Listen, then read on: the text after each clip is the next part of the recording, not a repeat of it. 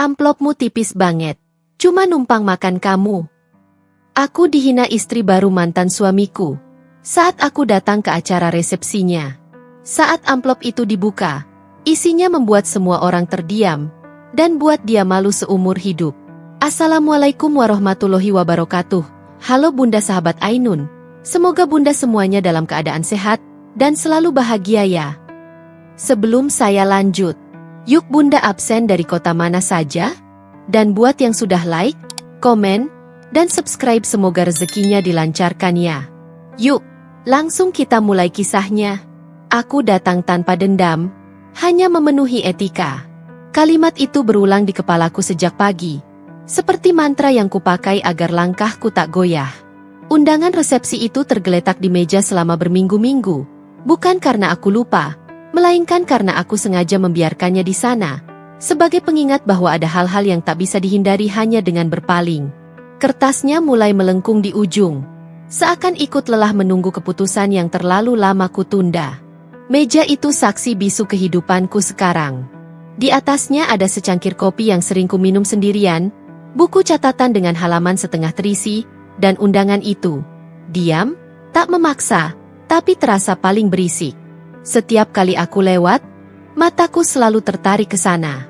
Bukan karena penasaran, melainkan karena ada bagian dari diriku yang ingin memastikan, apakah aku masih terluka, atau sebenarnya hanya takut mengakui bahwa aku sudah sembuh?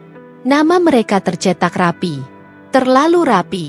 Huruf-huruf emas itu berkilau lembut saat terkena cahaya sore, seolah ingin menunjukkan betapa bahagianya masa depan yang sedang mereka rayakan. Nama yang dulu pernah kupanggil dengan suara pelan di tengah malam, kini berdampingan dengan nama lain. Nama yang tak pernah kukenal, namun kini resmi menjadi bagian hidupnya. Aku tak cemburu. Setidaknya, aku terus mengatakan itu pada diriku sendiri. Yang ada hanyalah perasaan asing, seperti melihat rumah lama yang sudah direnovasi total. Bentuknya sama, tapi rasanya bukan lagi milikku. Aku membaca detail acara itu berkali-kali, bukan karena aku lupa tanggalnya, melainkan karena aku ingin menguji diriku sendiri. Setiap kata adalah cermin. Setiap baris adalah pertanyaan. Apakah kau cukup kuat untuk datang? Dan jawaban itu tak pernah langsung muncul. Ia datang perlahan, di sela-sela hari yang tenang, saat aku menyadari bahwa hidupku tak lagi berputar di sekitar nama itu. Aku sempat menertawakan diriku sendiri. Betapa dulu aku begitu yakin tak akan sanggup berada di ruangan yang sama dengannya lagi. Betapa dulu bayangannya saja cukup membuat dadaku sesak. Kini, undangan itu hanya membuatku terdiam, bukan terpuruk. Mungkin inilah yang disebut selesai. Bukan ketika luka hilang sepenuhnya, tetapi ketika luka itu tak lagi menentukan arah langkahmu. Hari demi hari berlalu, undangan itu tetap di sana. Hingga suatu pagi, tanpa drama dan tanpa pengumuman besar, aku mengambilnya. Tanganku tak gemetar. Detak jantungku normal. Aku hanya menarik napas, panjang dan dalam, lalu berkata pada diriku sendiri bahwa menghadiri sebuah undangan bukanlah pengkhianatan pada masa lalu, melainkan penghormatan pada diriku yang sekarang. Aku memilih pakaian dengan tenang. Tak ada gaun istimewa, tak ada perhiasan yang berlebihan. Aku tak ingin terlihat kalah, tapi juga tak ingin terlihat berusaha.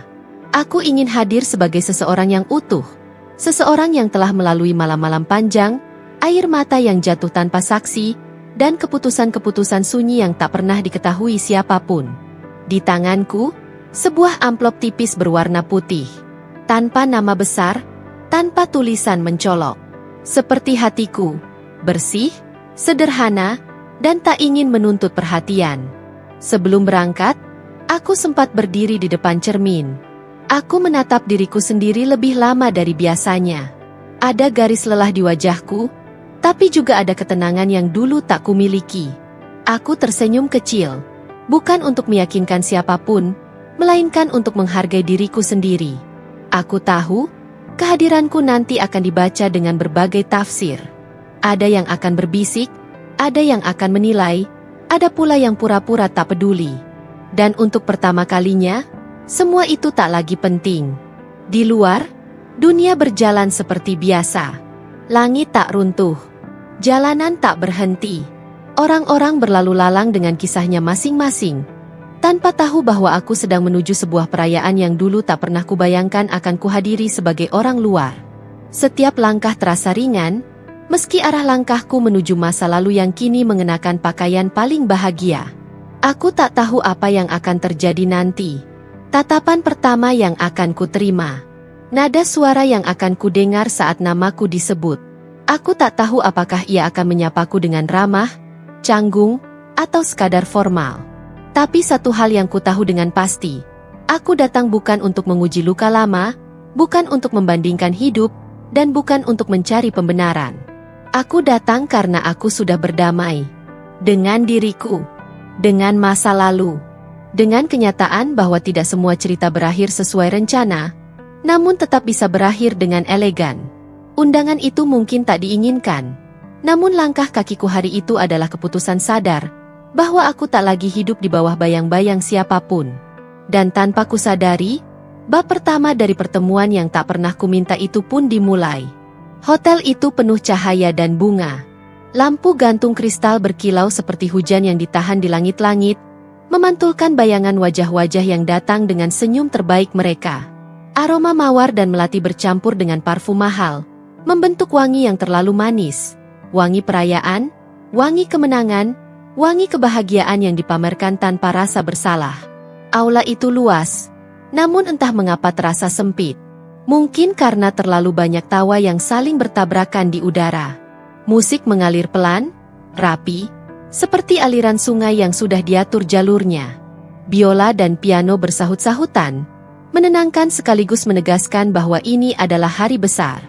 Orang-orang berjalan dengan langkah ringan, pakaian mereka berkilau, percakapan mereka dipenuhi kabar baik dan rencana masa depan.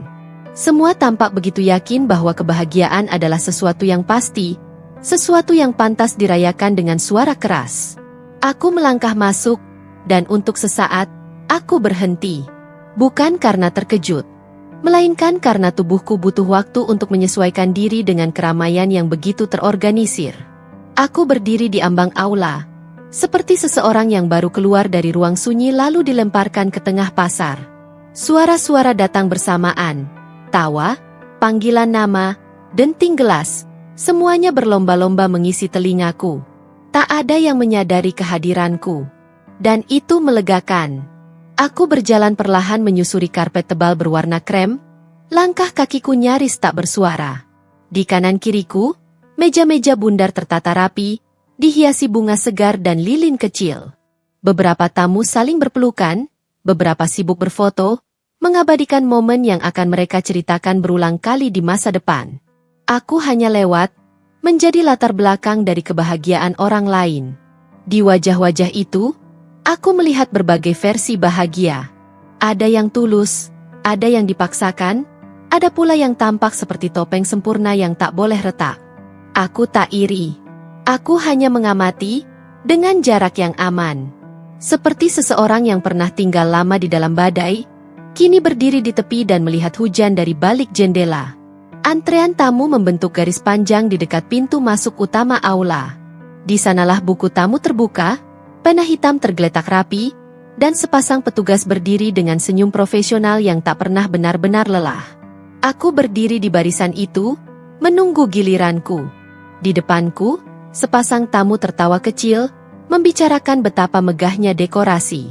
Di belakangku, seseorang sibuk memeriksa ponsel, mungkin mengirim pesan bahwa ia sudah tiba di tempat yang luar biasa ini. Aku menatap lurus ke depan. Dalam antrean itu, waktu terasa berjalan lambat. Bukan karena bosan, melainkan karena pikiranku tiba-tiba menjadi terlalu jernih. Aku sadar betul di mana aku berdiri, secara harfiah dan secara emosional. Aku bukan bagian dari lingkaran itu, namun aku juga bukan orang asing. Aku berada di ruang antara, cukup dekat untuk melihat, cukup jauh untuk tak terlibat. Ketika giliranku tiba, aku melangkah maju. Tanganku mengulurkan amplop putih itu. Gerakannya sederhana, hampir otomatis. Petugas penerima menyambutnya dengan anggukan sopan, senyum yang tak menanyakan apapun. Namaku disebut, dicatat, lalu pena disodorkan. Aku menuliskan namaku dengan tulisan yang stabil. Tak ada jeda. Tak ada keraguan. Selesai. Begitu saja. Tak ada yang berhenti. Tak ada yang menoleh lama. Tak ada momen dramatis seperti yang sering dibayangkan orang. Dunia tidak berhenti berputar hanya karena aku berdiri di sana. Dan entah mengapa, kesadaran itu terasa menenangkan. Aku melangkah masuk lebih dalam ke aula. Kali ini, aku membiarkan diriku benar-benar melihat. Di ujung ruangan, pelaminan berdiri megah, diselimuti bunga putih dan cahaya hangat. Sosok itu ada di sana, di tengah keramaian, di pusat perhatian. Namun aku belum menatapnya langsung. Aku belum siap. Atau mungkin aku hanya ingin menunda, menikmati beberapa detik terakhir sebelum kenyataan benar-benar berdiri di hadapanku.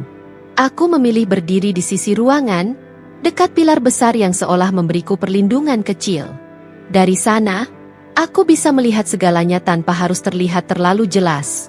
Aku mengambil napas, mengatur bahuku, menegakkan punggung. Bukan untuk terlihat kuat, melainkan karena aku memang sudah kuat. Aula itu terlalu ramai. Bukan hanya oleh manusia, tapi oleh emosi. Harapan, kebanggaan, nostalgia, dan mimpi bercampur menjadi satu. Dan di tengah semua itu, aku berdiri dengan ketenanganku sendiri. Tenang yang lahir dari perjalanan panjang, dari kehilangan yang tak lagi kutangisi setiap malam. Aku tahu, cepat atau lambat, pandanganku dan pandangannya akan bertemu. Namun untuk saat ini, aku membiarkan diriku menjadi penonton. Karena tidak semua kehadiran harus diumumkan. Ada yang cukup hadir, diam, dan tetap berarti. Dan di aula yang terlalu ramai itu, aku menyadari satu hal. Aku tidak tersesat. Aku hanya sedang berada di tempat yang bukan lagi milikku, dan itu tak apa. Istri barunya menatap amplopku lama. Terlalu lama untuk sebuah gestur sopan, terlalu singkat untuk disebut ragu. Matanya menelusuri permukaannya, seakan kertas putih itu menyimpan rahasia yang bisa dibaca dari ketebalannya saja. Senyumnya berubah. Mula-mula lengkung tipis yang dipelajari dari cermin, lalu mengerut pelan, hingga akhirnya mengeras seperti pahatan yang gagal disempurnakan. Tipis sekali, katanya. Suaranya tidak tinggi, tapi cukup tajam untuk memotong riuh di sekitar kami. Cukup keras untuk mengundang perhatian. Beberapa kepala menoleh. Beberapa senyum tertahan.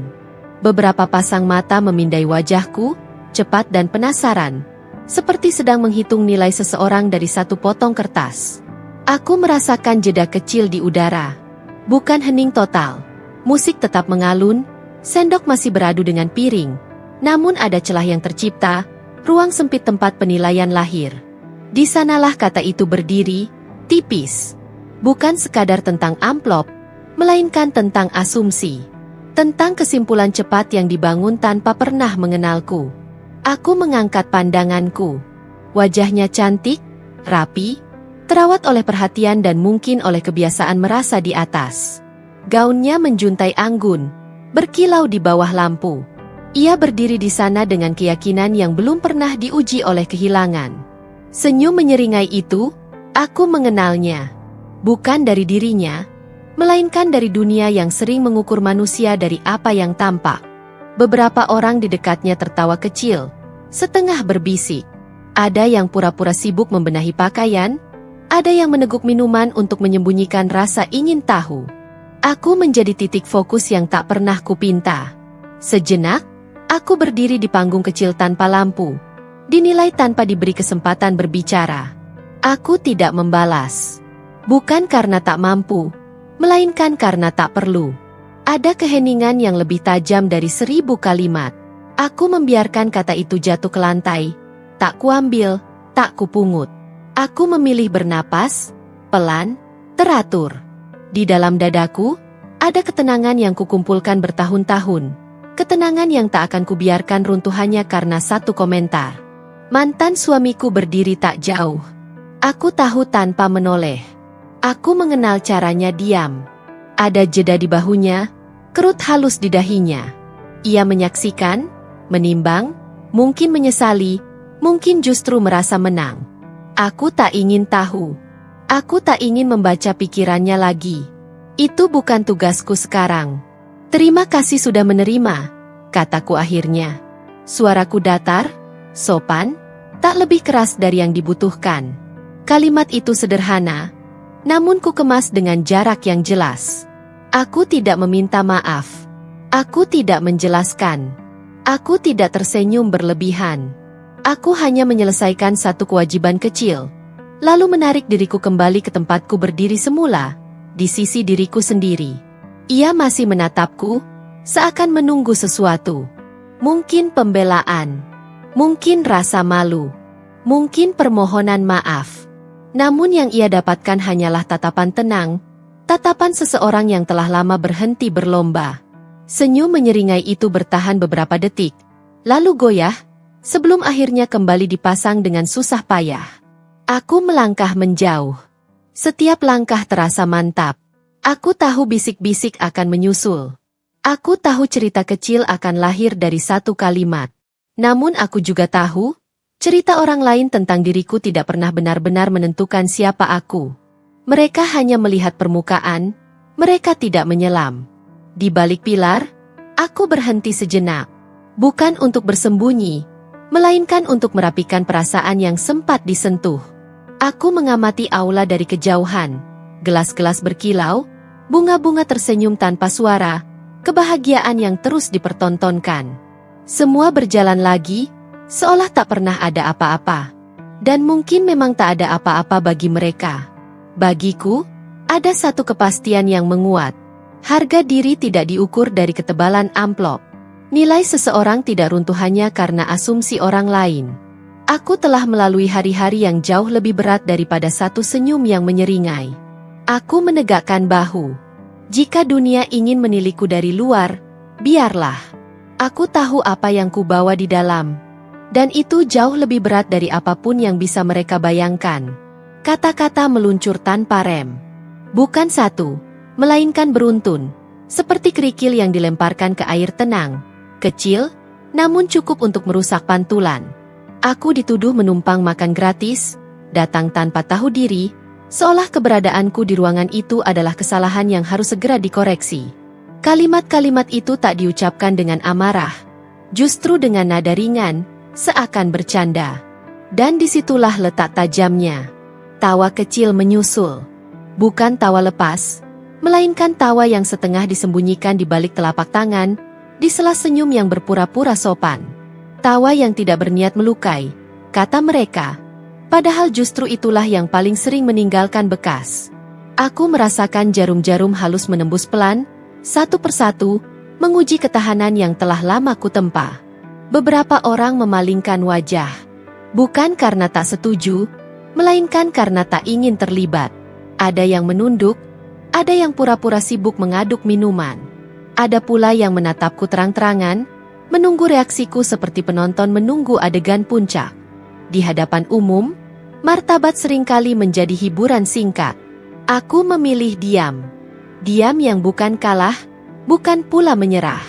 Diam yang kupilih dengan sadar. Seperti seseorang yang tahu kapan pedang harus tetap tersarung. Aku berdiri di sana, punggung lurus, napas terjaga. Di dalam kepalaku, kata-kata berjejal, penjelasan, bantahan, ironi, namun tak satupun ku beri jalan keluar. Tidak hari ini. Tidak di panggung yang salah. Diamku membuat mereka gelisah. Tuduhan yang tak disambut bantahan kehilangan pijakan. Beberapa pasang mata saling bertukar pandang, seakan bertanya, mengapa ia tidak membela diri? Mereka terbiasa dengan perlawanan, dengan suara tinggi dan emosi meledak. Mereka tak siap menghadapi ketenangan yang menolak dimainkan. Seseorang berdehem, mencoba mengalihkan suasana. Musik terdengar sedikit lebih keras, seolah ingin menutup celah yang terbuka. Namun celah itu sudah terlanjur ada. Celah tempat orang-orang menyadari bahwa apa yang diucapkan barusan mungkin telah melampaui batas sopan. Aku merasakannya di udara, ketidaknyamanan yang tumbuh pelan. Aku menatap lantai sejenak, lalu mengangkat kepala. Bukan untuk menantang, melainkan untuk memastikan aku masih utuh. Aku mengingat hari-hari sunyi yang pernah kulewati sendirian, keputusan-keputusan berat yang kuambil tanpa saksi, keberanian yang tak pernah bertepuk tangan. Semua itu menumpuk di dadaku, menjadi perisai yang tak terlihat. Mantan suamiku akhirnya bergerak. Langkahnya ragu, setengah maju lalu berhenti. Wajahnya menyimpan konflik yang tak ingin kubaca. Aku tak menunggunya. Aku tak berharap apapun darinya. Diamku bukan undangan untuk diselamatkan, melainkan pernyataan bahwa aku tidak membutuhkan penolong. Aku melangkah satu langkah ke samping. Bukan menjauh dari mereka, melainkan mendekat pada diriku sendiri. Setiap langkah kecil itu seperti mengunci keputusan. Aku tidak akan menukar harga diriku dengan pengakuan orang-orang yang menilai dari luar. Aku tidak akan merendahkan diriku demi meluruskan asumsi yang lahir dari kesempitan pandang. Permisi, kataku akhirnya. Satu kata, ringan, bersih. Cukup untuk membuka jalan. Aku tidak menjelaskan kemana aku akan pergi, dan itu tidak penting. Yang penting adalah caraku melangkah. Tenang, tak tergesa, tak terburu membuktikan apapun. Tawa-tawa itu meredup. Bukan karena aku mengalahkan mereka, melainkan karena aku menolak bermain. Dan seringkali, penolakan itulah kemenangan paling sunyi. Di tengah aula yang kembali riuh, aku berjalan dengan keyakinan yang menguat. Aku tahu, cerita tentangku akan beredar. Versi-versi akan lahir, berkembang, lalu mengeras. Namun aku juga tahu, kebenaran tidak selalu perlu dibela di depan umum. Ada kebenaran yang cukup diketahui oleh pemiliknya, dan itu sudah lebih dari cukup. Aku memilih diam. Dan dalam diam itu, aku berdiri paling tinggi yang pernah kucapai. Dengan gaya kemenangan, amplop itu dibuka di depan umum. Gerakannya sengaja diperlambat, seperti adegan yang ingin dipastikan semua mata menyaksikan. Jemarinya mencubit sudut kertas dengan penuh percaya diri, lalu menariknya perlahan, menikmati detik-detik sebelum isi di dalamnya terlihat. Beberapa orang mendekat, beberapa menahan napas, beberapa lain sudah siap dengan senyum kecil yang belum sempat mereka sembunyikan. Ia mengira akan mempermalukanku lebih jauh. Aku bisa membaca itu dari caranya berdiri. Dada sedikit dibusungkan, dagu terangkat, sorot mata yang haus pembenaran. Seolah dunia telah berjanji padanya bahwa momen ini akan menjadi penutup yang manis dari sandiwara kecil yang ia bangun. Ia tidak tahu bahwa kemenangan yang diburu dengan niat merendahkan seringkali rapuh sejak awal. Aku menegakkan punggung. Bukan karena tegang, melainkan karena aku ingin berdiri sepenuhnya di tubuhku sendiri. Kakiku menapak mantap di lantai marmer yang dingin. Aku tidak melangkah maju, tidak pula mundur. Aku memilih tetap, karena hanya orang yang ragu yang perlu berpindah tempat. Isi amplop itu akhirnya terlihat.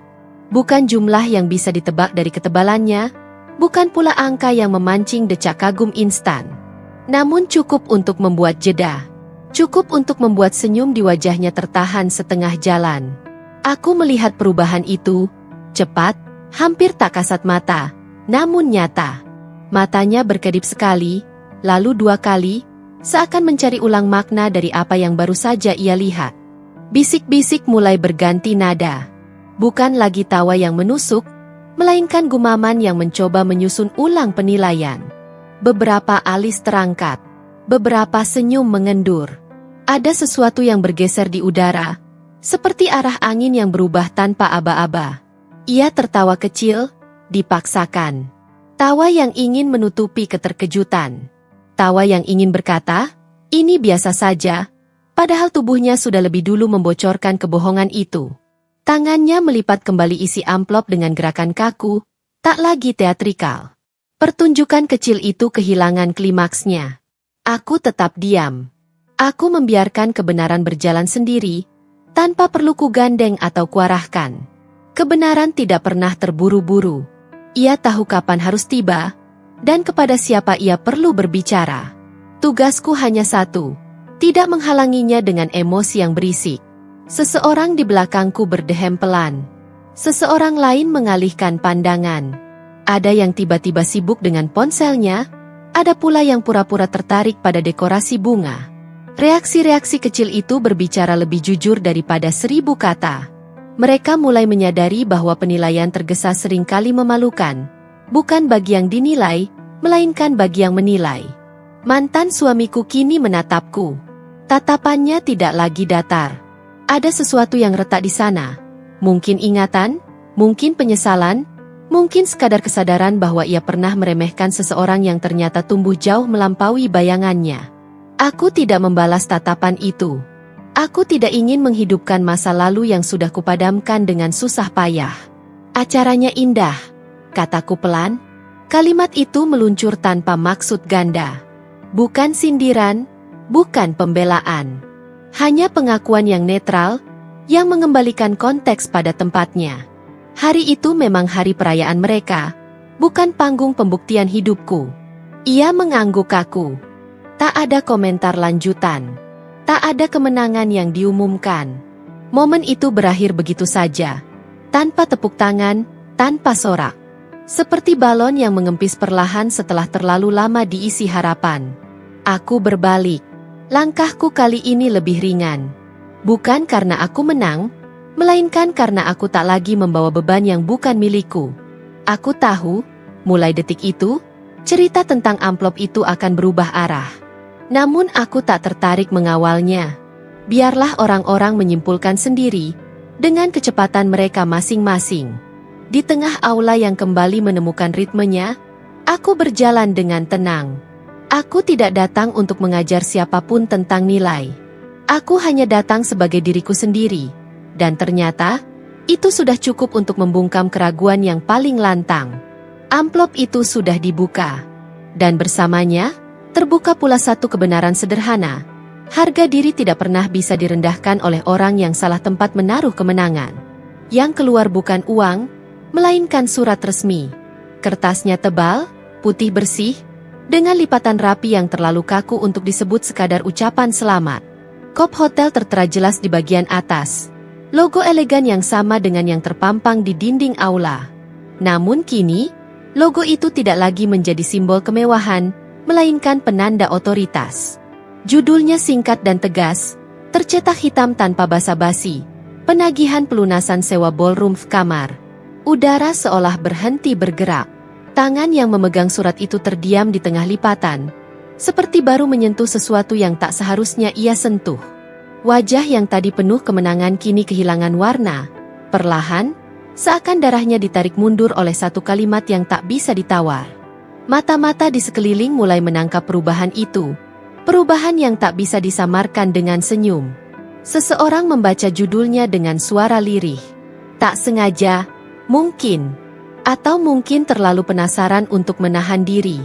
Kalimat itu melayang di udara, lalu jatuh tepat di tengah keramaian, menciptakan gelombang sunyi yang aneh. Musik masih berjalan, namun tak ada lagi yang mendengarnya. Semua perhatian tersedot pada selembar kertas yang kini lebih berat dari emas. Aku berdiri tenang. Tak ada ekspresi puas, tak ada senyum kemenangan. Karena sejak awal, ini bukan tentang membalikan keadaan di depan umum. Ini tentang fakta. Dan fakta selalu punya caranya sendiri untuk berbicara dengan suara paling keras, justru saat semua orang terdiam. Isi surat itu dibaca cepat, terburu-buru. Kalimat-kalimatnya formal, dingin, dan tak mengenal kompromi. Tanggal jatuh tempo tercetak jelas. Nominal tertulis tanpa belas kasihan. Disebutkan pula bahwa pembayaran belum dilunasi sepenuhnya, dan surat itu adalah pengingat terakhir sebelum tindakan administratif diambil. Tak ada nama besarku di sana, namun status pengirimnya tak terbantahkan. Beberapa tamu mulai saling bertukar pandang. Kini bukan lagi tatapan menilai, melainkan kebingungan yang bercampur malu. Potongan-potongan cerita yang tadi mereka susun dengan cepat mulai runtuh satu persatu. Tentang amplop tipis. Tentang tuduhan menumpang. Tentang asumsi murah yang mereka telan mentah-mentah. Semua itu kini berdiri telanjang di hadapan selembar surat resmi. Mantan suamiku melangkah maju. Langkahnya kali ini tidak ragu, melainkan tergesa. Tangannya terulur, seolah ingin merebut kembali situasi yang terlanjur lepas dari genggaman. Namun tak ada yang bisa direbut dari kebenaran yang sudah terbaca. Matanya menyapu surat itu, lalu berpindah ke wajahku, penuh pertanyaan yang tak berani diucapkan. Aku menatapnya sebentar. Cukup lama untuk membuatnya paham bahwa aku tahu lebih dulu. Bahwa aku datang bukan tanpa persiapan, bukan tanpa kesadaran, dan bukan tanpa posisi. Namun tatapan itu tak mengandung dendam. Hanya jarak yang dibangun dari keputusan-keputusan dewasa yang tak perlu diumumkan. Ini, maksudnya bagaimana? Seseorang akhirnya bertanya. Pertanyaan itu tidak ditujukan langsung padaku. Namun semua mata mengarah ke tempatku berdiri. Aula yang tadi terlalu ramai kini terasa sempit oleh keheningan. Aku menarik napas, bukan untuk membela diri, melainkan untuk memberi ruang pada kebenaran agar berdiri tegak. Itu urusan administrasi, jawabku pelan. Nada suaraku netral, hampir datar. Hotel hanya menjalankan prosedur. Tak ada kalimat lanjutan. Tak perlu. Karena surat itu sudah menjelaskan segalanya tanpa perlu tambahan emosi. Bahwa pesta megah ini berdiri di atas kewajiban yang belum diselesaikan. Bahwa kemewahan bisa rapuh jika hanya disanggah oleh pencitraan. Dan bahwa tidak semua tamu datang untuk menikmati jamuan, ada yang datang membawa konsekuensi. Wajah istri barunya menegang. Bukan marah, melainkan panik. Jemarinya meremas kertas itu, lalu melepasnya lagi. Seperti tak tahu harus menyembunyikan atau mengembalikannya. Senyum menyeringai itu telah lenyap sepenuhnya, digantikan oleh kebingungan yang telanjang. Untuk pertama kalinya, ia tak memegang kendali atas narasi. Bisik-bisik kembali muncul. Namun nadanya berbeda. Tak lagi menusuk, melainkan tertahan. Ada rasa tidak enak yang menyebar, seperti bau logam di udara. Orang-orang mulai menyadari bahwa mereka telah ikut serta, meski hanya sebagai penonton, dalam penghakiman yang terlalu cepat. Aku melangkah satu langkah ke depan. Bukan untuk menekan, melainkan untuk menutup babak. Silakan dilanjutkan acaranya, kataku singkat. Aku tersenyum kecil, senyum yang tidak meminta persetujuan. Saya hanya menyampaikan apa yang memang harus sampai. Aku lalu berbalik. Langkahku mantap, seolah lantai marmer itu mengenali berat kakiku. Di belakangku, aula perlahan kembali bernapas, namun iramanya tak lagi sama. Ada sesuatu yang telah berubah, bukan suasana, melainkan pemahaman. Surat itu tak terbantahkan. Ia berdiri sebagai saksi bahwa kebenaran tidak selalu datang dengan suara keras, namun selalu datang tepat waktu. Dan aku, yang tadi dianggap tak tahu diri, kini berjalan keluar dengan satu kepastian yang tak bisa dirampas siapapun. Aku tidak pernah datang untuk dipermalukan. Aku datang membawa penutup yang sah. Musik seolah tercekik. Bukan berhenti sepenuhnya, namun nadanya patah. Seperti napas yang tersengal di dada seseorang yang baru menyadari kesalahannya. Denting piano terdengar jauh, terasing, tak lagi menyatu dengan ruang. Beberapa tamu mendekat tanpa sadar, membaca cepat isi surat yang berpindah tangan. Mata mereka bergerak gesit, mengikuti baris demi baris yang tak memberi ruang untuk salah tafsir. Angka-angka di kertas itu bukan main-main. Deretan nominal berdiri dingin, rapi, dan kejam dalam kejujurannya. Tanggal jatuh tempo yang terlewati tercetak jelas, seolah mengejek semua asumsi yang sebelumnya beredar. Tidak ada kata-kata emosional, tidak ada tudingan, hanya fakta administratif yang tak mengenal belas kasihan. Dan justru karena itulah, ia tak bisa disangkal. Keheningan tumbuh. Ia merambat pelan dari sudut aula, menyelinap di antara meja-meja, memanjat pilar-pilar tinggi, hingga akhirnya menekan dada setiap orang yang berdiri di sana. Percakapan terhenti di tengah kalimat. Tawa menguap sebelum sempat lahir. Bahkan langkah para pelayan pun melambat, seolah mereka pun merasakan perubahan suhu yang tak kasat mata. Wajah-wajah yang tadi penuh keyakinan kini menegang. Ada yang mengerutkan kening, menghitung ulang dalam kepala. Ada yang menelan ludah, menyadari bahwa pesta megah ini ternyata berdiri di atas fondasi yang goyah. Ada pula yang mulai merasa tidak nyaman dengan posisi mereka sendiri, sebagai saksi, sebagai bagian dari kerumunan yang sempat ikut menilai tanpa bertanya. Aku berdiri di tempatku, tidak bergerak, tidak pula mencari perhatian. Aku membiarkan keheningan itu bekerja, seperti hakim yang tak memihak. Dalam diam, banyak hal menjadi jelas. Tentang siapa yang tergesa menilai. Tentang siapa yang terlalu percaya pada kemasan. Dan tentang betapa rapuhnya citra ketika berhadapan dengan kenyataan tertulis. Mantan suamiku kini benar-benar terdiam. Tangannya menggantung di sisi tubuh. Tak tahu harus berbuat apa. Tatapannya kosong. Seolah angka-angka itu bukan sekadar tagihan, melainkan cermin yang memantulkan keputusan-keputusan masa lalunya. Ia tak lagi melihatku sebagai tamu. Ia melihatku sebagai seseorang yang tahu, dan pengetahuan itu membuatnya kecil. Istri barunya menarik napas tajam. Dadanya naik turun lebih cepat dari seharusnya. Ia menoleh ke sekeliling, mencari dukungan, mencari satu pasang mata yang bisa mengiyakan bahwa ini semua hanya kesalahpahaman. Namun yang ia temukan hanyalah jarak. Orang-orang mulai menjaga jarak, bukan karena jijik, melainkan karena takut ikut terseret dalam situasi yang tak nyaman. Beberapa tamu menyerahkan kembali surat itu dengan canggung. Gerakannya hati-hati, seakan kertas itu panas. Tak ada lagi komentar. Tak ada lagi sindiran. Kata-kata yang sebelumnya begitu mudah meluncur kini terkunci di tenggorokan masing-masing. Keheningan itu bukan sekadar hening. Ia penuh, berat, dan menuntut pertanggungjawaban. Aku melangkah perlahan. Bukan menuju mereka, melainkan melewati kerumunan yang kini membuka jalan tanpa diminta. Langkah kakiku terdengar jelas di lantai marmer, kontras dengan sunyi yang tercipta. Aku merasakan pandangan mengikuti punggungku, bukan lagi dengan penilaian, melainkan dengan kesadaran yang terlambat. Di titik itu, aku tidak merasa menang. Yang kurasakan hanyalah kepastian. Bahwa diam yang kupilih sejak awal bukanlah kelemahan. Bahwa kebenaran memang tidak perlu dibela dengan suara keras. Ia hanya perlu hadir. Dan saat ia hadir, dunia akan menyesuaikan diri dengan sendirinya. Keheningan itu bertahan beberapa detik lagi. Detik-detik yang terasa panjang, cukup untuk mengendapkan rasa malu, cukup untuk meruntuhkan kesombongan yang sempat berdiri tinggi. Lalu perlahan, suara-suara kecil kembali muncul. Bukan tawa, melainkan bisikan yang lebih berhati-hati, langkah yang lebih terukur. Namun sesuatu telah berubah. Aula itu tak lagi sama.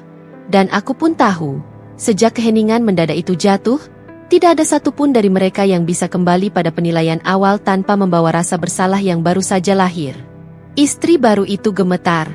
Bukan gemetar halus yang bisa disembunyikan dengan menarik napas panjang, melainkan getar yang mengkhianati kepanikan.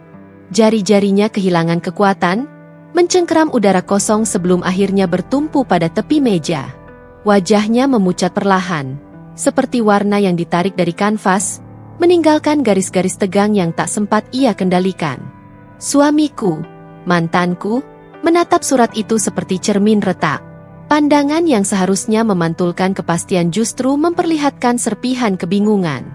Ia mengenali kopnya, itu jelas. Logo hotel itu bukan sesuatu yang asing baginya. Ia pernah menandatangani dokumen di bawah lambang yang sama, pernah merasa berkuasa di ruang-ruang berpendingin dengan kursi empuk dan kopi mahal. Namun kini, pengenalan itu tak membawa kelegaan. Justru sebaliknya, ia membaca ulang. 2 kali. Lebih lambat dari sebelumnya. Seakan berharap maknanya berubah jika dibaca dengan tempo berbeda. Namun huruf-huruf itu tetap tegak, tak bergeser, tak memberi celah. Nama bagian keuangan tercetak rapi. Nomor referensi tertera jelas. Semuanya terlalu resmi untuk disebut kesalahpahaman. Kerut di dahinya semakin dalam. Aku melihat momen itu, detik ketika ia mulai menyadari bahwa persoalannya bukan sekadar tagihan tertunda. Ada sesuatu yang belum ia pahami, sesuatu yang luput dari perhitungannya. Ia menoleh ke sekeliling, mencari petunjuk di wajah-wajah tamu yang kini menahan jarak, lalu kembali menatap surat itu dengan napas tertahan. Siapa yang mengirim ini? Pertanyaannya keluar pelan, nyaris berbisik. Bukan karena ia ingin menjaga wibawa, melainkan karena ada ketakutan yang mulai merayap. Ia belum berani menoleh padaku. Seolah jawaban itu, jika datang dariku, akan mengunci sesuatu yang selama ini ia hindari. Istri barunya menggeleng cepat. Bibirnya bergetar, mencoba menyusun kalimat, namun tak satu pun berhasil keluar utuh. Matanya berkaca-kaca, bukan oleh sedih, melainkan oleh rasa terpojok. Semua kepercayaan diri yang tadi berdiri anggun kini runtuh, digantikan oleh kebutuhan mendesak untuk memahami situasi yang membesar di luar kendali.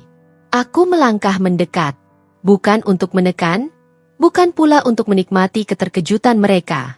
Aku melangkah karena jarak yang tersisa sudah tak relevan lagi. Aku berdiri cukup dekat untuk didengar, cukup jauh untuk tetap menjaga batas. Pengirimnya jelas, kataku tenang. Suaraku tidak meninggi, tidak pula melembut. Aku menunjuk bagian bawah surat itu, bukan dengan jari yang gemetar, melainkan dengan gerakan pasti. Departemen Keuangan. Atas nama pemegang kontrak. Ia mengikuti arah telunjukku. Dan di sanalah matanya berhenti. Napasnya tertahan lebih lama kali ini. Ada jeda yang aneh. Seperti roda yang akhirnya mengunci setelah melaju terlalu cepat. Aku tahu, pada titik itu, kepingan terakhir mulai menemukan tempatnya. Wajahnya semakin pucat. Bukan karena angka-angka itu saja, melainkan karena kesadaran yang datang menyusul. Kesadaran bahwa pesta ini bukan sekadar urusan pembayaran. Bahwa ada otoritas lain yang bekerja di balik layar. Dan bahwa orang yang berdiri di hadapannya, yang tadi ia biarkan dipermalukan, memegang peran yang tak pernah ia perhitungkan. Beberapa tamu mulai mundur selangkah. Insting manusia bekerja cepat saat aroma masalah tercium. Mereka tak ingin menjadi bagian dari konflik yang kini jelas bukan urusan pribadi semata. Aura perayaan runtuh, digantikan oleh kecanggungan yang menuntut jarak. Aku menatap mantanku sekali lagi. Tatapan itu tidak membawa kemenangan, tidak pula penyesalan. Hanya pengakuan sunyi bahwa dunia telah berputar lebih jauh dari tempat terakhir kami berdiri bersama. Ia belum sepenuhnya mengerti. Tapi ia sedang menuju ke sana. Dan di tengah aula yang kini nyaris tak bersuara, wajah-wajah yang memucat menjadi saksi. Ada kebenaran yang tak bisa ditertawakan, tak bisa diringankan, dan tak bisa dihindari. Terutama ketika ia datang membawa nama yang selama ini diremehkan. Aku melangkah maju. Bukan dengan langkah tergesa, bukan pula dengan sikap menantang. Langkahku terukur. Seperti seseorang yang tahu tepat di mana ia berdiri dan kemana ia harus berhenti. Aula yang tadi terasa begitu luas kini menyempit oleh perhatian. Tak ada panggung, tak ada mikrofon. Namun semua mata tertarik ke arahku seolah ruang itu tiba-tiba memusat. Suaraku tenang ketika akhirnya terdengar. Tenang yang lahir bukan dari keberanian sesaat, melainkan dari kepastian yang telah lama kupeluk. Izinkan saya meluruskan, kataku, tidak keras, namun cukup jelas untuk memotong sisa-sisa bisik yang belum sepenuhnya padam. Aku tidak menunggu izin. Aku juga tidak meminta maaf karena berbicara. Aku memperkenalkan diri. Namaku kusebutkan singkat, tanpa embel-embel berlebihan. Lalu satu kalimat menyusul, kalimat yang jatuh perlahan namun berat. Aku adalah pemilik hotel tempat resepsi ini berlangsung. Bukan investor bayangan. Bukan kerabat jauh. Pemilik yang sah. Pemilik yang namanya tercatat di dokumen-dokumen yang tak pernah dibaca oleh mereka yang terlalu sibuk memandang permukaan. Tidak ada nada pamer dalam suaraku. Tak ada jeda dramatis. Aku tidak mengangkat dagu, tidak menegakkan dada lebih dari yang diperlukan. Aku hanya berdiri sebagai seseorang yang menyebutkan fakta, sebagaimana fakta itu memang adanya. Karena kebenaran tak membutuhkan sorotan, ia tetap kebenaran bahkan dalam cahaya paling redup. Beberapa tamu terperangah. Ada yang refleks menarik napas, ada yang tanpa sadar membuka mulut lalu menutupnya kembali. Wajah-wajah yang tadi dipenuhi penilaian kini kosong, mencoba menyesuaikan diri dengan realitas baru. Mereka menyusun ulang potongan-potongan kejadian, mencari titik di mana kesimpulan mereka mulai salah. Mantan suamiku mematung. Matanya menatapku lurus untuk pertama kalinya sejak aku tiba. Bukan tatapan menilai, bukan pula tatapan menguasai. Tatapan itu adalah campuran keterkejutan dan kesadaran pahit. Kesadaran bahwa perempuan yang pernah ia anggap biasa, yang pernah ia tinggalkan dengan keyakinan diri, kini berdiri di hadapannya dengan posisi yang tak pernah ia bayangkan. Istri barunya menggeleng pelan. Bukan penolakan, melainkan ketidakpercayaan. Bibirnya bergerak tanpa suara, seolah mengulang kalimatku dalam diam, berharap maknanya berubah jika diputar ulang di kepalanya. Namun tak ada yang berubah. Fakta tidak mengenal kompromi. Ada prosedur yang harus dijalankan. Lanjutku. Nada suaraku tetap sama, netral, profesional. Aku tidak menyinggung penghinaan yang tadi dilemparkan padaku.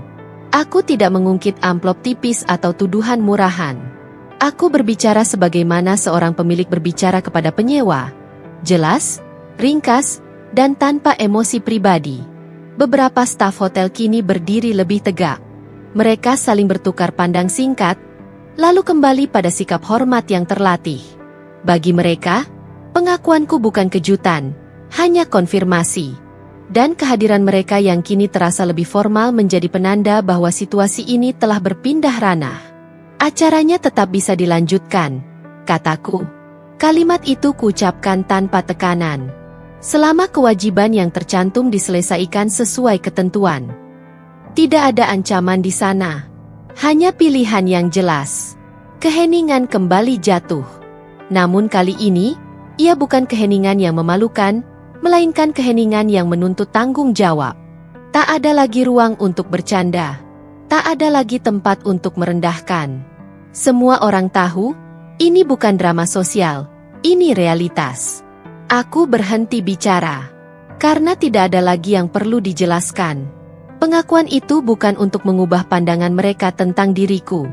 Aku tidak membutuhkan itu. Aku mengucapkannya agar segala sesuatu kembali ke tempatnya. Aku sebagai pemilik, mereka sebagai penyelenggara yang memiliki kewajiban. Aku melangkah mundur setengah langkah. Menandai batas yang jelas. Bahwa meski aku memegang kendali, aku tidak berniat mengambil alih panggung siapapun. Aku tidak datang untuk menguasai ruangan. Aku datang untuk menutup satu lingkaran dengan cara yang paling bersih. Dan di aula itu, tanpa tepuk tangan, tanpa sorak, tanpa panggung khusus. Sebuah pengakuan berdiri tegak, sunyi, tegas, dan tak terbantahkan. Mantan suamiku teringat percakapan lama. Bukan percakapan besar yang pernah diperdebatkan dengan suara tinggi, melainkan obrolan-obrolan kecil yang dulu ia anggap remeh. Kalimat-kalimat yang melintas sambil lalu di meja makan, di sela-sela sepulang kerja, atau di tengah malam ketika ia sudah terlalu sibuk dengan ambisinya sendiri. Kini, potongan-potongan itu kembali satu persatu, seperti kepingan kaca yang terseret arus, memantul tajam di benaknya. Ia mengingat caraku diam. Bukan diam karena tak tahu, melainkan diam karena bekerja. Ia dulu sering bertanya dengan nada bercanda, "Kamu ngapain sih sibuk sendiri?" Dan aku menjawab singkat, tanpa detail. Bukan karena ingin menyembunyikan, melainkan karena aku belajar bahwa rencana yang baik tidak selalu butuh penonton. Kini, ingatan itu berdiri di hadapannya dengan wajah yang sama sekali berbeda. Bisnis yang dulu kujalankan diam-diam muncul dalam pikirannya. Proyek kecil yang katanya tak menjanjikan. Investasi yang menurutnya terlalu berisiko. Pertemuan-pertemuan singkat yang ia anggap membuang waktu. Ia teringat bagaimana aku mencatat angka-angka di buku lusuh, bagaimana aku menghabiskan waktu menelpon dalam sunyi, dan bagaimana aku menolak bantuan yang datang dengan syarat merendahkan. Aset yang tak pernah kubanggakan kini menemukan maknanya. Ia dulu menertawakanku ketika aku memilih menunda membeli barang mewah. Ketika aku berkata bahwa ada kepuasan lain selain terlihat berhasil. "Untuk apa?" katanya sambil tersenyum kecil. Ia tak tahu bahwa di balik kesederhanaan itu, aku sedang membangun fondasi yang tak membutuhkan pengakuan. Ia menelan ludah. Gerakan kecil, hampir tak terlihat. Namun cukup untuk menunjukkan bahwa keyakinannya dulu sedang runtuh. Ada rasa pahit yang naik perlahan. Bukan iri, melainkan kesadaran terlambat. Ia menyadari bahwa tawa-tawa kecilnya dulu bukan sekadar candaan. Itu adalah penilaian. Dan penilaian itu kini kembali padanya. Tanpa suara, tanpa amarah. Ia teringat satu malam tertentu. Saat ia pulang lebih awal dan mendapati aku masih terjaga, dikelilingi berkas dan angka. Ia menghela napas, setengah kesal, setengah meremehkan. "Jangan terlalu serius," katanya waktu itu. "Hidup nggak seberat itu." Kini, kalimat itu terdengar hampa di kepalanya. Hidup memang tak seberat itu, Jika dijalani dengan kesabaran yang tepat, tatapannya kembali padaku. Bukan tatapan menuntut penjelasan, melainkan tatapan yang mengakui kesalahan tanpa berani mengucapkannya. Aku menangkap kilatan pengenalan di sana. Pengenalan yang datang terlambat, namun tetap tak bisa dihindari. Ia akhirnya melihat keseluruhan diriku, bukan potongan yang dulu ia pilih untuk diingat. Aku tidak berkata apa-apa, karena pengakuan yang paling jujur seringkali terjadi tanpa kata. Ingatan yang kembali itu bekerja lebih keras daripada 1000 kalimat pembelaan. Ia mengurai masa lalu dengan sudut pandang baru, dan setiap potongan yang ia susun menegaskan satu hal, ia pernah salah menilai. Beberapa tamu memperhatikan perubahan itu. Mereka melihat bagaimana bahunya sedikit turun, bagaimana kepercayaan dirinya mengendur. Tak ada drama, tak ada konfrontasi. Hanya manusia yang berhadapan dengan sejarahnya sendiri, dan tak menemukan jalan keluar selain menerima. Aku melangkah menjauh. Bukan untuk meninggalkan, melainkan untuk memberi ruang. Karena ini adalah perjalanannya, bukan tugasku lagi untuk menuntun. Aku telah menyelesaikan bagianku jauh sebelum hari ini tiba. Dan di tengah aula yang masih berusaha menemukan kembali ritmenya, ingatan yang kembali itu berdiri sebagai saksi paling kejam, bahwa yang diremehkan dengan tawa hari ini, bisa menjadi kebenaran yang membuat seseorang terdiam di kemudian hari. Manajer hotel datang dengan sopan. Langkahnya tenang, raut wajahnya netral. Wajah seseorang yang terbiasa berdiri di antara kepentingan dan aturan. Di tangannya ada map coklat tipis berisi berkas pendukung, salinan kontrak, rincian pembayaran, catatan korespondensi yang tersusun rapi. Tidak ada nada menghakimi dalam sikapnya. Tidak ada sorot mata yang mencari-cari kesalahan.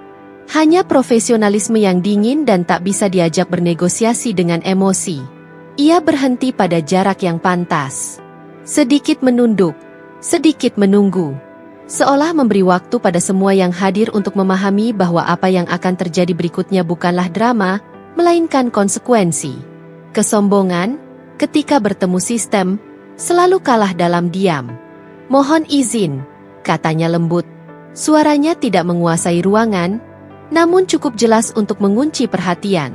Ia membuka map itu satu persatu, menunjukkan dokumen yang relevan tanpa perlu banyak penjelasan. Angka-angka kembali muncul, konsisten, tak berubah. Tanggal-tanggal tercatat rapi, menjadi saksi bahwa waktu telah berjalan tanpa menunggu siapapun. Tidak ada perdebatan. Tak seorang pun mengangkat suara. Karena di hadapan prosedur, argumen emosional kehilangan pijakan. Semua yang hadir kini mengerti, ini bukan tentang siapa yang lebih tinggi atau lebih kaya. Ini tentang tanggung jawab yang tak dipenuhi, dan sistem yang tetap berjalan meski pesta sedang berlangsung. Resepsi tetap berjalan, dengan catatan. Itu disampaikan dengan kalimat paling netral yang pernah kudengar. Acaranya boleh berlanjut. Musik tidak dimatikan. Hidangan tetap disajikan. Namun ada batas yang tak kasat mata kini berdiri di sekeliling mereka. Setiap tawa terasa lebih hati-hati. Setiap langkah terasa diawasi oleh waktu yang tak lagi ramah. Istri baru itu duduk perlahan. Gerakannya kaku, seakan kursi yang didudukinya tiba-tiba berubah dingin. Tangannya meremas kain gaun, lalu melepaskannya lagi. Ia tak lagi menatap sekeliling dengan bangga. Pandangannya jatuh ke meja, ke bunga, ke apapun yang tak menuntut penjelasan. Mantan suamiku menandatangani sesuatu. Pulpen itu terasa berat di tangannya. Setiap goresan seolah menarik satu lapis kepercayaan diri yang dulu begitu mudah ia pamerkan. Tak ada yang menepuk bahunya. Tak ada yang memberi selamat. Penandatanganan itu bukan simbol perayaan, melainkan pengakuan tanpa kata bahwa ada harga yang harus dibayar. Aku berdiri agak jauh. Tidak terlibat, tidak pula menghindar. Aku menyaksikan semuanya dengan jarak yang sehat. Tidak ada rasa puas yang melonjak. Yang ada hanyalah ketenangan. Ketenangan seseorang yang tahu bahwa kesombongan selalu menuntut bayaran, dan bayaran itu jarang datang dalam bentuk yang menyenangkan. Beberapa tamu mulai kembali ke meja mereka. Percakapan dimulai lagi. Namun nadanya berbeda. Tidak lagi riang tanpa beban. Ada kehati-hatian baru dalam setiap kata. Seolah semua orang baru saja diingatkan bahwa Gemerlap bisa runtuh kapan saja jika berdiri di atas janji kosong. Manajer hotel menutup mapnya.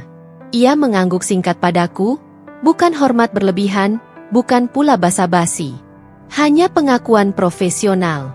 Lalu ia pergi, meninggalkan ruangan yang kini menyimpan pelajaran mahal di balik dekorasi indahnya. Aku menarik napas pelan. Bab ini hampir selesai. Bukan dengan ledakan, bukan dengan tangisan, melainkan dengan kesadaran kolektif bahwa kesombongan, sekecil apapun, selalu meninggalkan jejak. Dan jejak itu, cepat atau lambat, akan menuntun seseorang pada harga yang harus ia bayar. Resepsi berjalan. Namun tidak lagi sama. Bisik-bisik berubah arah. Seperti angin yang tiba-tiba berbalik, suara-suara kecil yang tadi tajam kini melunak, lalu bergerak ke sisi yang berbeda. Kalimat-kalimat setengah terucap mengalir pelan. Lebih berhati-hati, lebih terkontrol. Tak ada lagi tawa yang berani. Yang tersisa hanyalah nada rendah. Seolah setiap orang takut kata-kata mereka sendiri akan kembali menampar. Simpati mengalir kepadaku. Datang tanpa diminta, tanpa perlu kupungut. Tatapan-tatapan yang kini singgah padaku bukan lagi penuh selidik, melainkan mengandung rasa tidak enak, campuran pengertian dan penyesalan. Beberapa orang tersenyum tipis saat pandangan kami berpapasan. Senyum yang tidak meminta balasan, hanya ingin mengakui bahwa penilaian mereka sebelumnya keliru. Ada yang mengangguk pelan. Isyarat kecil, nyaris tak terlihat, namun cukup untuk menyampaikan maksud. Kami mengerti sekarang. Tak satu pun dari mereka mendekat untuk berbicara panjang. Mungkin karena tahu, ada hal-hal yang tak perlu diurai dengan kata setelah kebenaran berdiri sendiri. Sementara itu, pandangan pada pasangan pengantin menjadi canggung. Bukan benci, bukan marah, melainkan kebingungan yang kikuk. Orang-orang tak tahu harus bersikap seperti apa. Selamat diucapkan dengan suara yang kehilangan tenaga. Senyum-senyum dipaksakan agar tak tampak kejam, namun tak lagi tulus. Aura perayaan mengendur, digantikan oleh kesadaran bahwa hari ini telah tercoreng oleh sesuatu yang tak bisa dihapus dengan bunga dan musik. Beberapa tamu memilih menjaga jarak. Mereka duduk kembali ke kursi masing-masing, menatap piring tanpa selera, berbincang tentang hal-hal remeh yang tak menyentuh inti. Ada rasa ingin cepat menyelesaikan kewajiban sosial, lalu pergi. Resepsi itu tetap berlangsung, namun kini lebih mirip formalitas daripada perayaan. Aku menyadari satu hal dengan jernih. Manusia tidak suka dipermalukan, namun lebih membenci disadarkan. Amplop tipis bisa ditertawakan. Tuduhan bisa dilontarkan. Namun kebenaran, yang datang dengan bukti dan prosedur, tidak memberi ruang untuk olok-olok. Ia membuat orang harus menilai ulang, dan penilaian ulang itu seringkali menyakitkan. Seseorang menghampiriku pelan. Bukan untuk bertanya, bukan untuk menggali cerita. Ia hanya berkata singkat, "Maaf ya," lalu tersenyum canggung. Aku mengangguk. Tak ada dendam yang perlu dilunasi. Permintaan maaf itu lebih untuk dirinya sendiri daripada untukku, dan aku memahaminya. Di kejauhan, pasangan pengantin terlihat berusaha menjaga wajah. Mereka berdiri berdampingan, namun jarak emosional terasa jelas. Kamera masih mengambil gambar, namun kilau di mata mereka tak lagi sama. Setiap kilatan lampu seperti mengingatkan bahwa apa yang direkam hari ini bukan hanya kebahagiaan, melainkan juga pelajaran. Aku berdiri dengan ketenangan yang utuh. Tidak perlu membela diri, tidak perlu menerima simpati secara berlebihan. Aku tidak datang untuk mengganti peran siapapun. Aku hanya berdiri sebagai diriku, dan itu ternyata cukup untuk membalikan arah penilaian. Kebenaran, rupanya, lebih memalukan daripada amplop tipis. Ia tidak berisik, tidak dramatis, namun memaksa setiap orang bercermin. Dan tak semua orang siap melihat bayangannya sendiri dengan jujur. Di antara tamu-tamu yang menilai, aku melangkah perlahan, menyadari bahwa bab ini hampir selesai. Yang tersisa hanyalah sisa-sisa gema, tentang bagaimana penilaian tergesa bisa runtuh, dan bagaimana diam yang teguh seringkali berbicara paling keras. Aku menghela napas pelan, bukan untuk menenangkan diri, melainkan untuk memberi jeda pada ruangan yang masih dipenuhi sisa-sisa keheningan. Lalu aku berbicara. Tidak lantang, tidak pula berbisik. Suaraku berdiri di tengah. Sebagaimana seharusnya suara orang yang tak ingin menang, hanya ingin selesai. Aku menawarkan jalan keluar. Penyelesaian yang profesional, rapi, tanpa sudut tajam. Pilihannya jelas dan setara. Pelunasan saat itu juga, atau skema resmi yang tercatat, berlandaskan aturan yang sama seperti yang berlaku bagi siapapun. Tidak ada kata-kata berlapis sindiran. Tidak ada nada yang menggiring. Hanya fakta dan opsi. Dua hal yang, jika digenggam dengan dewasa, bisa menyelamatkan muka semua pihak. Beberapa tamu menegakkan punggung. Mereka mendengarkan dengan saksama, seolah baru menyadari bahwa konflik ini tidak akan meledak menjadi drama murahan. Justru sebaliknya, ia dilunakkan oleh sikap yang terukur. Ada rasa lega yang tipis, karena seseorang akhirnya memegang kendali tanpa mempermalukan. Mantan suamiku menatapku lama. Tatapan itu tidak lagi berisi tantangan, juga bukan kebencian. Yang ada hanyalah kelelahan. Kelelahan dari kepura-puraan yang runtuh terlalu cepat. Ia mengangguk pelan, gerakan kecil yang mengakui satu hal. Ia tidak lagi berada di posisi untuk mengatur narasi. Istri barunya menelan napas.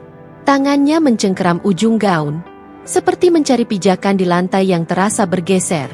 Wajahnya masih pucat, namun kini ada kehati-hatian di sana. Ia tidak berkata apa-apa. Mungkin karena akhirnya memahami bahwa suara paling aman saat ini adalah diam.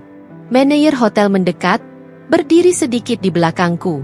Bukan sebagai penjaga, bukan pula sebagai ancaman. Ia hadir sebagai saksi prosedur, sebuah pengingat bahwa urusan ini bukan persoalan pribadi, melainkan tanggung jawab yang memiliki jalur dan waktu.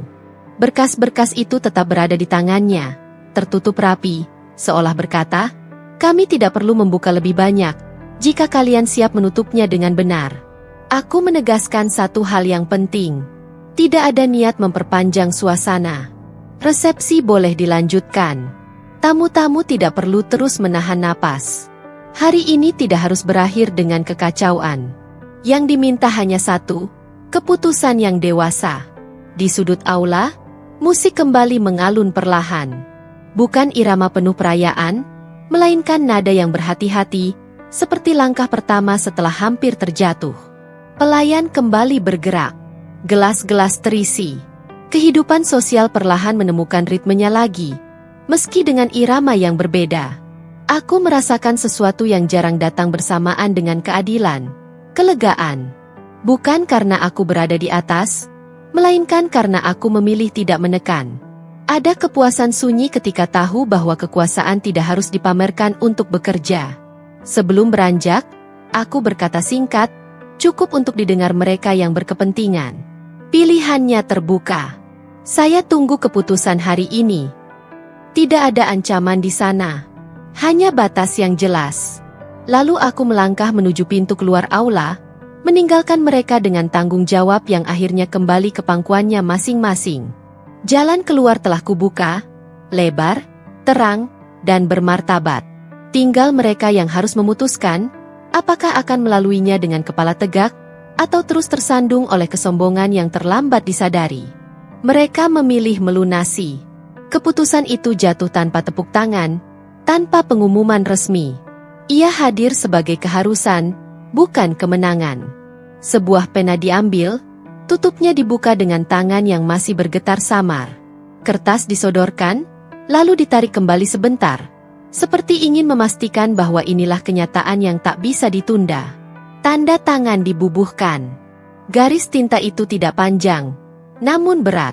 Ia menutup ruang untuk menyangkal, sekaligus membuka pintu pada satu pengakuan sunyi, bahwa tidak semua hal bisa diselamatkan oleh gengsi.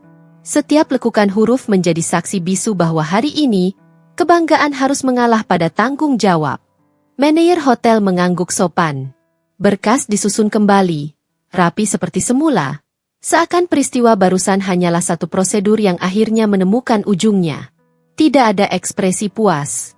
Profesionalisme, pada puncaknya, memang tidak membutuhkan selebrasi. Resepsi berlanjut. Musik dinaikkan sedikit, lampu kembali dimainkan, dan pelayan kembali tersenyum dengan senyum yang dilatih untuk keadaan apapun. Namun gemerlapnya tak sama. Kilau itu kehilangan ketulusannya. Seperti perhiasan yang tetap indah namun tak lagi memantulkan cahaya dengan jujur. Para tamu kembali ke kursi masing-masing. Mereka berusaha melanjutkan percakapan, tertawa di sela-sela kalimat, mengunyah hidangan yang kini terasa hambar. Setiap orang tahu ada sesuatu yang telah berubah, meski tak satu pun ingin menyebutkannya dengan jelas. Mantan suamiku duduk tegak, namun bahunya turun sedikit. Bukan lelah fisik, melainkan kelelahan batin dari kenyataan yang memaksa ia melihat dirinya tanpa lapisan. Sesekali ia menatap kosong ke arah panggung, tempat kebahagiaan seharusnya dipamerkan, bukan diuji. Istri barunya tersenyum pada kamera.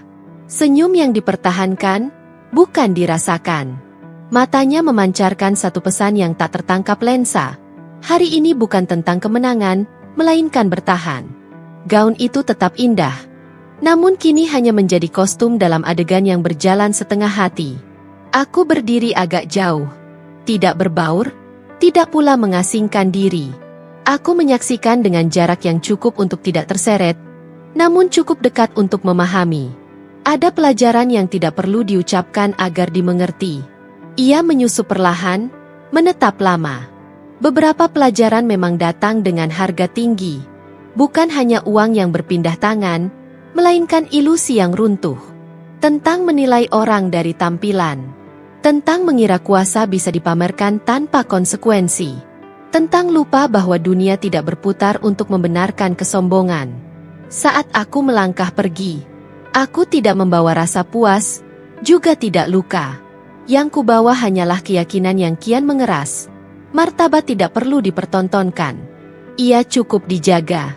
Dan ketika saatnya tiba, ia akan berdiri sendiri, mengajar tanpa berteriak, menghukum tanpa menyentuh, dan meninggalkan bekas yang jauh lebih dalam daripada rasa malu sesaat. Aku meninggalkan aula lebih awal, sebelum musik mencapai puncaknya, sebelum tawa kembali dipaksakan agar terdengar utuh. Langkah kakiku pelan, nyaris tak bersuara, seolah aku tak ingin mengganggu sisa-sisa perayaan yang bertahan dengan cara mereka sendiri. Pintu besar hotel tertutup di belakangku, dan seketika dunia terasa lebih jujur. Di luar, udara malam menyambut dengan ringan.